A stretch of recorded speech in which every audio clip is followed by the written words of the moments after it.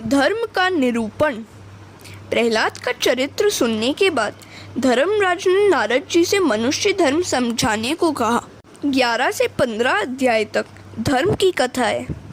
प्रथम 4 अध्याय में साधारण धर्म और 5 से 15वें अध्याय में विशिष्ट धर्म बताया गया है। मनुष्य का सच्चा मित्र धर्म ही है। जब कोई साथ नहीं दे पाता तब धर्म साथ देता है। चाहे धन संपत्ति नष्ट हो जाए पर धर्म का नाश नहीं होने देना चाहिए। मनुष्य धन को ही सारे सुखों का साधन मानता है, किंतु यह असत्य है, अज्ञान है। सभी सुखों का साधन धन नहीं, धर्म है। मानव सृष्टि के संचालन के लिए भगवान ने जो विधि विधान बनाए वही धर्म है। आज के कायदे कानूनों में कई बार परिवर्तन करने पड़ते हैं, क्योंकि इनके बनाने वाले विलासी जो हैं। राम राज्य में तो वशिष्ठ का वचन ही धारा बन जाती थी। प्रथम साधारण धर्म के 3 लक्षणों का वर्णन है। साधारण धर्म अर्थात सबका धर्म, मनुष्य मात्र का धर्म। नारद जी कहते हैं, इस धर्म की कथा बड़ी लंबी है, मैंने इसे नारायण के श्रीमुख से सुना है। धर्म के 3 लक्षण हैं। धर्म के 30 लक्षण हैं। प्रथम लक्षण है सत्य और अंतिम लक्षण है आत्मसमर्पण। धर्म कथा का आरंभ सत्य से होता है और समाप्ति आत्मसमर्पण से। सत्य ही ईश्वर का स्वरूप है। धर्म की गति बड़ी सूक्ष्म है। आत्मा के समान कोई पाप नहीं है। सत्य वह साधन है जिसके सहारे मनुष्य सत्यनारायण में लीन होता है। हरिश्चंद्र ने पत्नी का विक्रय करके भी सत्य का निर्वाह किया था। सत्य में अटल श्रद्धा रखो। यथार्थ का नाम सत्य है। महाभारत के अनुसार जिससे सभी का कल्याण हो सके ऐसा विवेकपूर्ण वचन ही सत्य है। सभी का कल्याण हो सके ऐसा विवेक भरा वचन ही बोलो। सत्यम भूत हितम प्रोक्तम। श्री कृष्ण के असत्य वचन भी सत्य हैं, क्योंकि वे बहुत जन हिताय हैं। महाभारत के युद्ध में द्रोणाचार्य के प्रसंग में श्री कृष्ण को असत्य बोलना पड़ा था। द्रोणाचार्य भीषण युद्ध कर रहे थे। उनके हाथ में जब तक शस्त्र था तब तक उन्हें मार पाना असंभव था। क्या किया जाए? अश्वत्थामा नामक हाथी को मारकर द्रोण से कहा गया कि उनका पुत्र अश्वत्थामा मर गया है। द्रोणाचार्य ने यह बात झूठी मानी। उन्होंने सोचा कि श्री कृष्ण जैसे भी सत्य बोल सकते हैं, किंतु धर्मराज कभी असत्य नहीं बोलते। मैं उनसे ही पूछ लूं। उन्होंने युधिष्ठिर के पास जाकर कहा, यदि मेरा पुत्र ही मरा है तो मुझे शस्त्र त्याग करना पड़ेगा। क्या सचमुच मेरा पुत्र मर गया है? श्री कृष्ण ने युधिष्ठिर से कहा था कि बोल देना, अश्वत्थामा हतः। सत्यम वदम का नियम मैंने बनाया है, अतः इसमें परिवर्तन करने का मुझे अधिकार है। सत्य वही है जिसे विवेक से बोलने से सभी का कल्याण होता हो। द्रोणाचार्य के शस्त्र त्याग से कौरवों की पराजय होगी और पांडवों को राज्य मिलेगा। दुर्योधन की हत्या से पाप अधिक नहीं होगा, अपितु इससे स्वयं दुर्योधन का कल्याण ही होगा। कोई प्रश्न करेगा कि सभी का तो कल्याण होता, किंतु द्रोणाचार्य को क्या लाभ होता? द्रोणाचार्य देव संपन्न ब्राह्मण है। ब्राह्मण को युद्ध करने का अधिकार नहीं है। यदि उसे कभी युद्ध करना भी पड़े तो मात्र धर्म की रक्षा के हेतु ही करना चाहिए। ब्राह्मण होते हुए भी द्रोणाचार्य युद्ध करते हैं, अतः उनके शस्त्र त्याग से उनका ही कल्याण होता है। मैं द्रोणाचार्य को नरसंहार के पाप कर्म से रोकना चाहता हूँ, अतः मेरी यहाँ आज्ञा है। धर्मराज ने द्रोणाचार्य को कहा, अश्वत्थामा हतः, किंतु दबे होठों से आगे बोले, नरो वा कुंजरो वा। धर्मराज के शब्द सुनकर द्रोणाचार्य ने शस्त्रों का त्याग किया। श्री कृष्ण ने धृष्टद्युम्न को आज्ञा दी थी कि द्रोणाचार्य का सर उड़ा दो। उनकी मृत्यु हुई और सभी का कल्याण हुआ। हरे कृष्णा। दया भाव धर्म का द्वितीय लक्षण है। जहाँ तक हो सके दूसरों का भला करो। हर रोज सोचो, क्या मैंने आज किसी का कुछ काम किया है? क्या मैंने परमात्मा को पसंद आए वैसा कोई काम किया है? तुलसीदास जी ने भी कहा है, तुलसी दया न छोड़िए जब लग घट में प्राण। जो साधक इसी जन्म में ईश्वर का साक्षात्कार करना चाहता है, उसे सोच समझकर विवेक पूर्वक दया करनी चाहिए। कभी कभी दया भाव भजन में विक्षेप करता है। तीसरा धर्म है पवित्रता। पवित्र सभी का धर्म है। आजकल लोग शरीर को बहुत शुद्ध करते हैं, किंतु मन को शुद्ध नहीं रखते। मन शुद्धि, चित्त शुद्धि आवश्यक है। मन मृत्यु के बाद भी साथ साथ जाएगा। मन के अलावा और कुछ साथ नहीं जाएगा, अतः इसे पवित्र रखना आवश्यक है। शरीर की अपेक्षा पाप तो मन से अधिक होते हैं। जो मन से पाप करता है, उसका मन ईश्वर के ध्यान में स्थिर नहीं हो पाता। व्यवहार से आत्मा इतनी घुल मिल जाती है कि मन के पाप का उसे ध्यान तक नहीं रहता। चौथा धर्म है तपश्चर्या।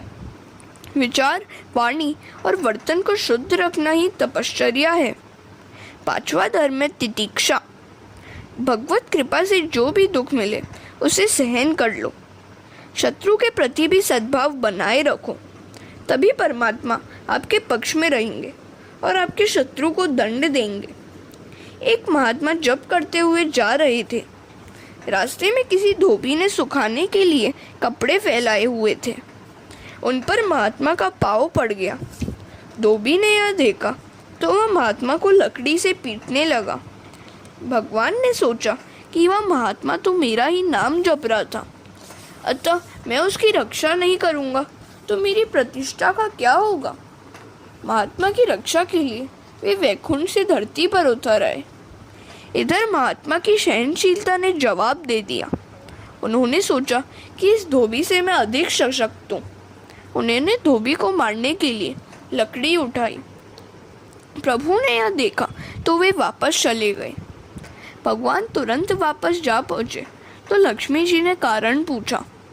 भगवान ने कहा, अब वहाँ महात्मा नहीं है, दो धोबी लड़ रहे हैं। महात्मा ने सहनशीलता का त्याग करके उस धोबी सा ही आचरण किया है। अब मुझे वहाँ करना ही क्या है। मनुष्य अपमान के कारण तभी दुखी होता है जब वह अभिमानी होता है।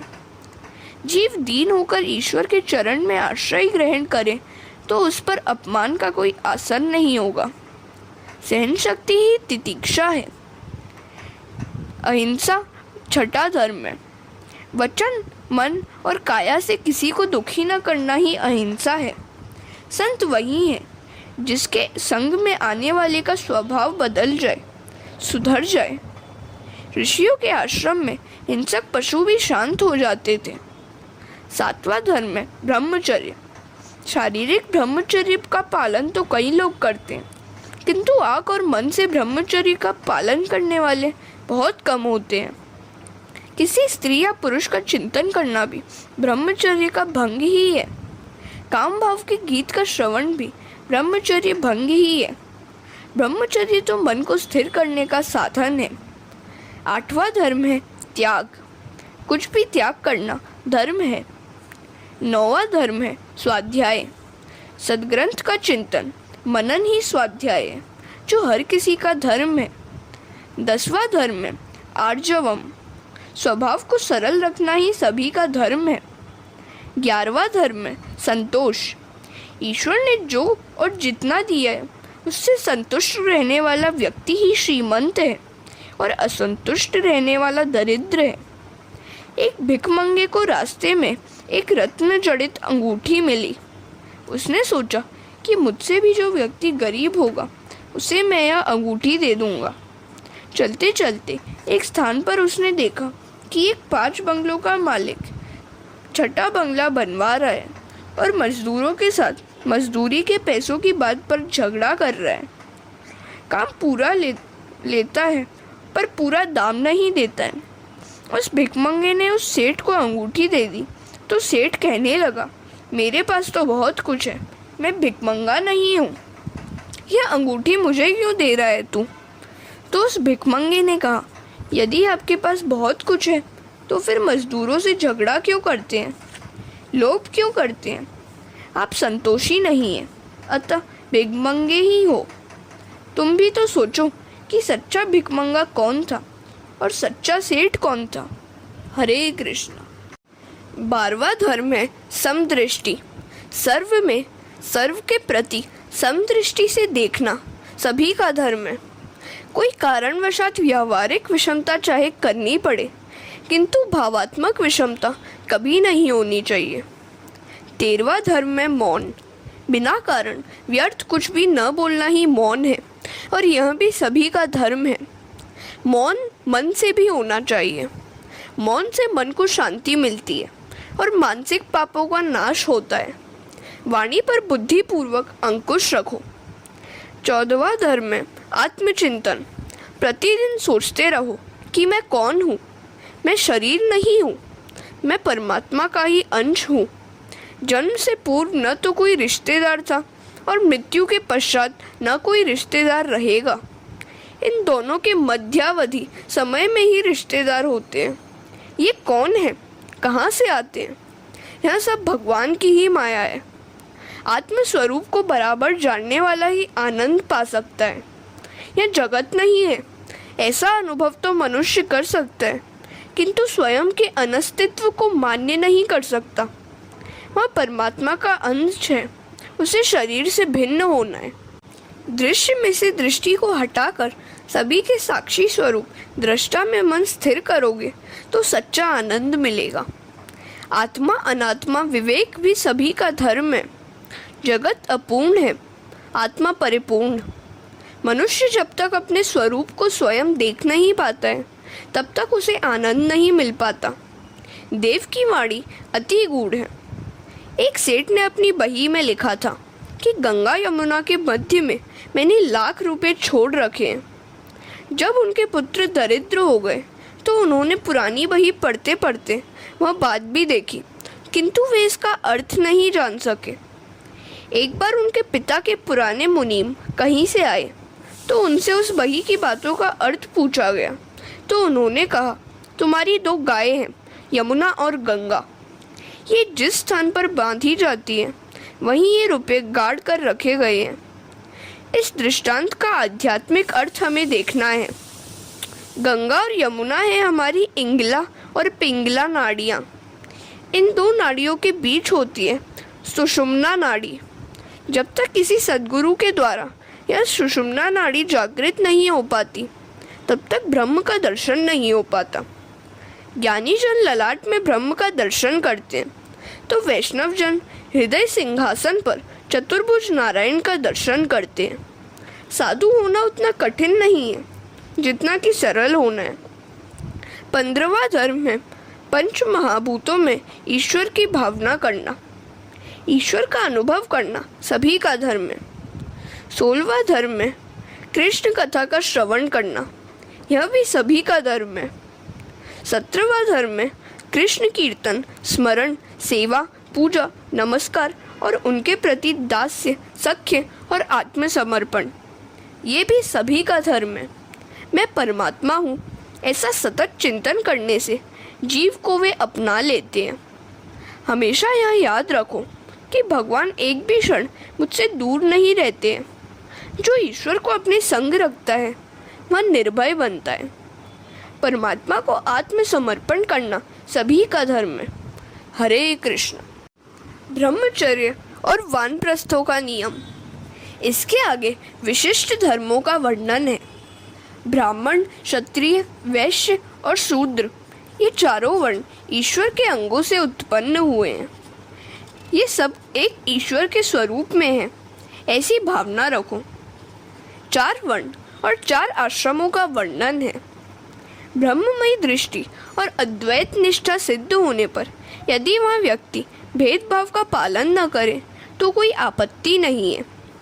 शास्त्रों में कहीं भी हरिजनों की निंदा नहीं की गई है। सभी को चाहिए कि वे सब अपने अपने धर्मों का अर्थात कर्तव्यों का पूर्णतः पालन करें। ब्राह्मणों का धर्म है अध्ययन, अध्यापन, दान लेना, यज्ञ करना और यज्ञ कराना। क्षत्रियों को प्रजा की रक्षा करनी है। वैश्यों का धर्म है गोपालन, कृषि और व्यापार। शूद्रों का कर्तव्य है समाज के सभी वर्गों की सेवा। इसके बाद स्त्रियों के धर्म का वर्णन किया गया है। स्त्री को चाहिए कि पति में वह ईश्वर का भाव रखे, उसे तभी मुक्ति भी जल्दी मिलेगी। स्त्री का हृदय ऊर्मी प्रधान और आर्द्र होता है, वह कृष्ण प्रेम में शीघ्र द्रवित होता है। सती अनुसूया की भांति नारी पातिव्रत का पालन करके ब्रह्मा, विष्णु और महेश जैसे देवों को बालक रूप में पा सकती है। इसके बाद आश्रम धर्म की बात आती है। आश्रम 4 है। मनुष्य की आयु 100 वर्ष की बताई गई है। आज के समय की दृष्टि से देखें तो मनुष्य को 23 वर्ष तक ब्रह्मचर्य पालन करके 24 से 40 वर्ष तक गृहस्थाश्रमी और 41 से 50 वर्ष तक वानप्रस्थाश्रमी रहकर 51वें वर्ष की वय के बाद संन्यासाश्रम में प्रवेश करना चाहिए। ब्रह्मचर्य आश्रम वृद्धि है तो गृहस्थाश्रम क्षय। वानप्रस्थाश्रम में संयम बढ़ाकर फिर से शक्ति बढ़ानी है, शक्ति का गुणाकार करना है। संन्यासाश्रम में भागाकार है। नैष्ठिक ब्रह्मचारी हमेशा के लिए ब्रह्मचर्य का पालन करता है। महाप्रभु ने गृहस्थाश्रम में प्रवेश करके संन्यास लिया था। वर्णाश्रम की रचना क्रमश धीरे धीरे जीव को ईश्वर के निकट ले जाने का सोपान है। ब्रह्मचारी को चाहिए कि वह सदा मित पूजी रहे। अधिक पूजन करने वाला ब्रह्मचर्य का पालन नहीं कर सकता। उसका आहार अति सात्विक होना चाहिए। उसे इंद्रियों का बिल्कुल विश्वास नहीं करना चाहिए। बड़े बड़े ऋषि तक भटक गए तो साधारण मानव की तो बात ही क्या है। भागवत में भी कहा है कि जो ब्रह्मचर्य का पालन करना चाहते हैं उसे नारी का सहवास छोड़ना होगा। कामांध व्यक्ति अविवेकी हो जाता है, अतः सावधानी की आवश्यकता है। ज्ञानी भी कभी कभी मोहित हो जाता है, उसका सयानापन स्थायी नहीं रह पाता। काम का मूल संकल्प है। लौकिक कामना से काम बढ़ता है और अलौकिक कामना से काम कम होता है। काम क्रोध को उत्पन्न करता है, एकांत में सताता है। एकांत में भजन करो। जगत में सभी अनर्थ काम के कारण ही होते हैं। काम यदि मर जाए तो समझो कि कन्हैया दूर नहीं है। जगत को देखने की दृष्टि बदल जाए तो काम का भी नाश होगा। संन्यास लेने से पहले गृहस्थ को चाहिए कि वह वानप्रस्थ धर्म का पालन करे और पवित्र ग्रंथों का अध्ययन करे। वैराग्य दृढ़ होने के बाद संन्यास लेना चाहिए। परमात्मा के लिए सभी सुखों का न्यास त्याग ही संन्यास है। प्रहलाद और दत्तात्रेय का एक प्रसंग है। प्रहलाद ने दत्तात्रेय से पूछा, आप कोई सुख चैन से तो रहते नहीं हैं, फिर भी इतने हष्ट पुष्ट कैसे हो पाए?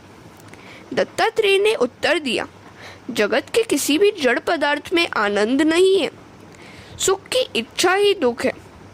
मुझमें समाहित आत्मानंद का ही मैं उपयोग करता हूँ। मैं अपना आनंद अपने आत्म स्वरूप में से ही प्राप्त कर लेता हूँ। प्रारब्ध को भुगत कर पूरा करता हूँ। मेरी आत्मनिष्ठा दृढ़ है। मेरे 2 गुरु हैं। मेरा पहला गुरु है मधुमक्षिका। मधुमक्खी की भांति लोग भी बहुत कष्ट झेलकर धन तो एकत्रित करते हैं किंतु मधुमक्खी के शहद की भांति उस धन का उपभोग तो कोई और ही करता है। मेरा दूसरा गुरु है अजगर। उसी की भांति मैं निश्चेष्ट पड़ा रहता हूँ और प्रारब्ध योग से जो भी मिल जाए उससे संतुष्ट रहता हूँ। इन 2 गुरुओं से मैंने वैराग्य और संतोष का नियम प्राप्त किया है। एक ही स्थान पर बैठकर सतत ब्रह्म चिंतन करता हूँ। जिससे मन में विक्षेप आए ऐसे व्यवहार से मैं दूर ही रहता हूँ और ओमकार का सतत जप करता हूँ। हरे कृष्णा। अब गृहस्थ धर्म की कथा आती है। पति पत्नी सावधानी पूर्वक पवित्र जीवन जिए तो संन्यासाश्रम जैसा ही आनंद गृहस्थाश्रम में भी मिल सकता है। पवित्र जीवन जीने वाले दंपत्ति साधु संतों की सेवा करके परमात्मा को पुत्र रूप में पाकर अपनी गोद में उनका लालन पालन करेंगे, जबकि सन्यासी मात्र ब्रह्म चिंतन में ही लीन रहेगा। गृहस्थावस्था में यह ध्यान में रखना चाहिए कि पत्नी काम भोग का नहीं, धर्म का साधन है। पत्नी तो गृहस्थाश्रम की सहायिका है। पत्नी संग सत्संग बने तभी गृहस्थाश्रम दिव्यता धारण करता है। गृहस्थ को धर्म ही बनाए रखता है। सन्यासी ही गृहस्थ के आंगन में आता है, अतः गृहस्थाश्रम श्रेष्ठ है। पति और पत्नी दोनों सुपात्र हो तो धर्म का पालन हो सकेगा। गृहस्थाश्रम सर्वश्रेष्ठ है। गृहस्थ को सावधान रहना चाहिए कि कहीं उससे पापाचार न हो जाए। उसे अंदर से अनासक्त रहकर बाहर से सभी से प्रेम करना चाहिए। जो पात्र में, थाली में है वह सभी कुछ अपना नहीं है, किंतु जितना पेट में समा सकता है वही उतना ही अपना है, और पेट में जो गया है उसमें से जितना पच सकता है उतना ही अपना है। गृहस्थाश्रमी को न तो अधिक कठोर होना चाहिए और न अधिक सरल। स्त्री से अधिक ममता न रखे। स्त्री के अधीन रहना अयोग्य है। जो स्त्री के आवश्यकता से अधिक अधीन रहता है उसे देखना भी पाप है। एक राजा था जो पशु पक्षी की भाषा भी जानता था। एक बार राजा रानी भोजन कर रहे थे तो एक चींटी ने भोजन का एक दाना रानी की थाली में से उठाकर राजा की थाली में रख दिया। यह देखकर एक दूसरी चींटी ने उस चींटी से कहा, यह अधर्म है। स्त्री का उच्छिष्ट अन्न पुरुष को खिलाना अविवेक है। इन दो चींटियों की बात सुनकर राजा को हंसी आ गई। रानी ने हंसने का कारण पूछा तो राजा ने कहा, छोड़ो इस बात को, सुनोगी तो अनर्थ होगा। जिस महात्मा ने राजा को पशु पक्षी की बोली जानने की विद्या दी थी उसने कहा था कि मैंने यह विद्या सिखाई तो है, किंतु तुम यदि किसी से इसकी बात करोगे या किसी को सिखाओगे तो तुम्हारी मृत्यु हो जाएगी। राजा ने पत्नी को समझाया, किंतु स्त्री हट जो था वह कहने लगी कि चाहे आपकी मृत्यु क्यों ना हो जाए, किंतु मैं बात जानना चाहती हूँ। राजा भोला और पत्नी के अधीन था, सो उसने कहा, हम दोनों काशी चले, मैं वहीं तुझे सारी बात बताऊंगा। राजा ने सोचा कि मरना ही है तो काशी में मरकर मुक्ति क्यों ना पालूं। वे दोनों काशी की ओर चल निकले। रास्ते में वन में एक बकरा बकरी का जोड़ा मिला। बकरी बकरे से कहने लगी कि कुएं के पास जाकर मेरे लिए हरी घास ले आओ, नहीं तो मैं डूब मरूंगी। बकरे ने समझाया कि मेरा पाँव फिसल जाएगा तो कुएं में गिरकर मर जाऊंगा। बकरी ने कहा कि चाहे जो भी हो मैं तो घास खाऊंगी। तो बकरे ने तेवर बदल कर कहा, मैं उस राजा के जैसा मूर्ख नहीं हूँ जो पत्नी के लिए बिना कारण जान दे दूँ। राजा ने बकरे के ये शब्द सुने तो सोच में पड़ गया, मैं कितना मूर्ख हूँ कि प्रभु भजन के लिए जो शरीर मिला है, इस स्त्री की मूर्खता भरी हट की खातिर उसका नाश करने के लिए तैयार हो गया हूँ। धिक्कार है मुझसे तो बकरा ही अच्छा है। उसने रानी से दृढ़ता से कह दिया, मैं कुछ भी बताना नहीं चाहता, तू चाहे सो कर सकती है। रानी को अपनी हट छोड़नी पड़ी। हृदय में से राम चले जाते हैं तो मनुष्य कामांध बन जाता है। हरे कृष्ण। गृहस्थ संबंधी सदाचार एवं मोक्ष धर्म। गृहस्थाश्रम को आज्ञा दी गई है कि वह दान करे, क्योंकि दान से धन शुद्धि होती है। वर्ष में 1 मास गंगा किनारे रहने की भी आज्ञा दी गई है। उसे चाहिए कि वह एकांतवास में नारायण की आराधना करे। वर्ष में से 1 मास ठाकुर जी के लिए सुरक्षित रखें। घर में ठीक तरह से भक्ति नहीं हो पाती है, अतः तीर्थ में भक्ति करो। तीर्थ में जाकर घर को और लौकिक बातों को कभी याद मत करो।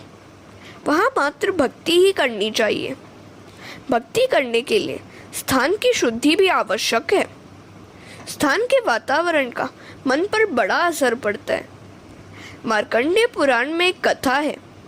राम लक्ष्मण वन में प्रवास कर रहे थे। मार्ग में एक स्थान पर लक्ष्मण का मन कुभाव से भर गया। मति भ्रष्ट हो गई। वे सोचने लगे, कैकेयी ने वनवास तो राम को दिया है, मुझे नहीं। मैं राम की सेवा के लिए क्यों कष्ट उठाऊं? राम ने लक्ष्मण से कहा, इस स्थल की मिट्टी अच्छी दिखती है, थोड़ी बांध ले साथ। लक्ष्मण ने एक पोटली बना ली। मार्ग में जब तक वह इस पोटली को हाथ में लेकर चलते थे तब तक उनके मन में कुभाव भी बना रहता था, परंतु जो ही वे उस पोटली को नीचे रखकर दूर हो जाते थे तो उनका मन राम सीता के लिए ममता और भक्ति से भर जाता था। लक्ष्मण इस बात से आश्चर्यचकित रह गए। उन्होंने राम से कारण पूछा। श्री राम ने कारण बताते हुए कहा, भाई, तेरे मन के इस परिवर्तन के लिए तू दोषी नहीं है, उस मिट्टी का ही प्रभाव है। जिस भूमि पर जैसे काम किए जाते हैं उसके अच्छे बुरे परमाणु उस भूमि भाग में और वातावरण में भी छूट जाते हैं। जिस स्थान की मिट्टी इस पोटली में है वहाँ सुंद और उपसुंद नाम के 2 राक्षसों का निवास था।